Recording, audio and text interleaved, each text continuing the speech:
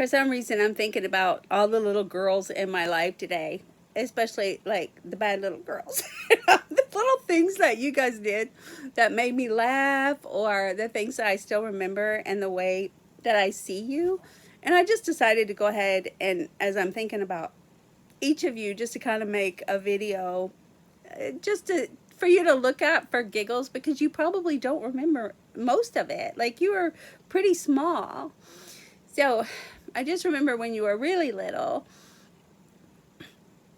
I would come over and like you were the most hyper of all the babies.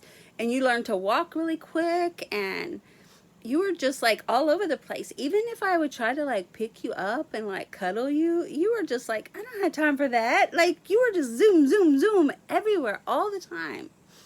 And then I'm thinking about how, like, when I would babysit you guys, like me and Genevieve, she was the night owl, and she was kind of like the more stable one, in the fact that like she could sit in one spot and like play with the dog, or like, here, little birdie birdie, or whatever. Like, she liked to plant flowers, but not you. So I would be up late with her, and then you, crack of dawn, you were up, and before I could even get a cup of coffee, you would already have on your rollerblades or whatever, and you were outside, and you were like athletic. You were just so athletic. And I remember like taking you to things that kind of, supported that, and you were never afraid of anything. And I can tell you, you stood out even to other people. Like, I took you to this like jungle gym thing, like a obstacle course where you had to walk on a tightrope and do this and do that. I tried to do it with you, and I was terrified. I mean, I made it through, but everybody was like, look at her go. Like, oh my gosh. Like, you didn't have like one piece of fear in you, and you had the best coordination. Like, you could just zoom across that tightrope and grab those monkey bars and just do everything.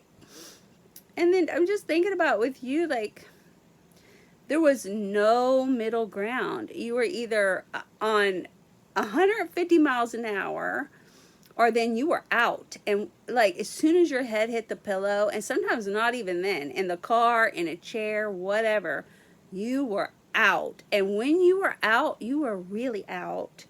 One time we went to the fair, and there was this hypnotist show, and after the show, I couldn't get you to wake up.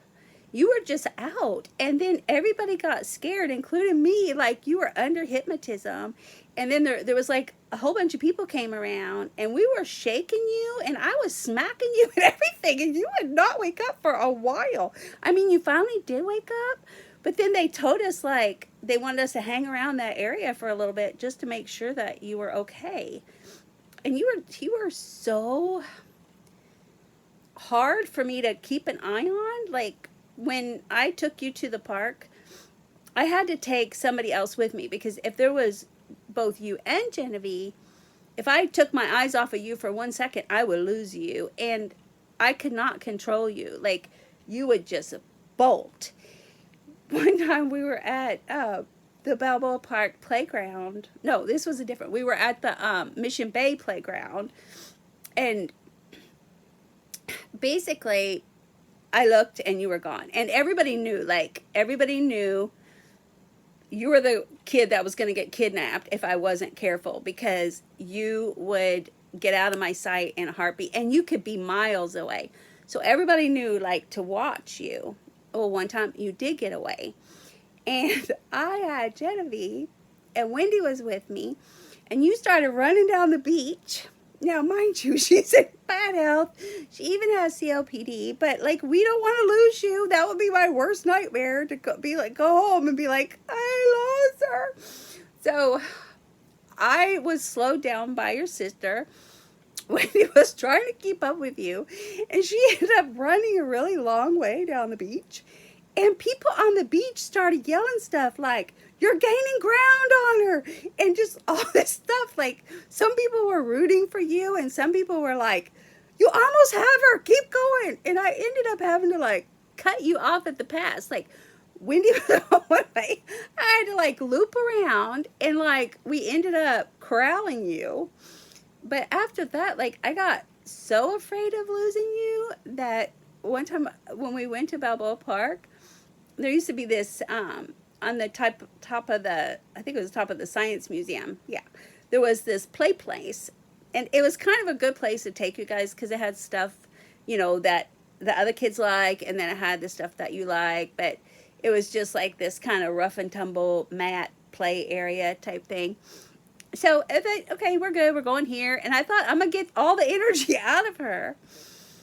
We'll get all your energy out first, and then we'll go do the other things. Well, of course, you never ran out of energy, and I was afraid of losing you, so I bought this harness to like keep you on like a leash. I'm sorry, but I didn't know what to do. So we were sitting under a tree having lunch, and you were on this leash, and you did not like it. You were not going to be put on a leash, and you were doing everything to get out of that leash. And I was holding on to that leash for dear life. And you started saying, "Ow, stop hurting me." And I wasn't hurting you. And everybody in the whole park looked at us, and people thought I was abusing you. And I'm like, I cannot control this child. You were just, I don't know, you were just bad too. I remember one time I babysat you guys at your mom's house, and there were these like push-ups in the freezer, and I don't know, it's probably a pack of 6 or whatever, but I gave all the kids one, and there was one left, and you demanded it, and everybody wanted it, but you demanded it, and I'm like, no. I tried to get you to have something else or whatever, and you wasn't having it. You was demanding you was going to have that push pop, and I was not going to give it to you. And then your dad came home, and you asked him for it, and he handed it to you. And again, you were never still. You were running in a circle around the living room. But when you got where your back was to your dad, you looked at me and you went, I thought she is so bad. Like, she is just so headstrong. And I haven't seen you for a while. And I'm wondering if you're still like that. Are you like 150 miles an hour and then you're like out for the count? And are you still like, so like, don't put me on a leash. I'm going to do whatever I want to do. Because that is the kind of little girl that you were. So I was just thinking about you, and I thought some of the stuff you did is just really funny looking back. So I wanted to send it to you.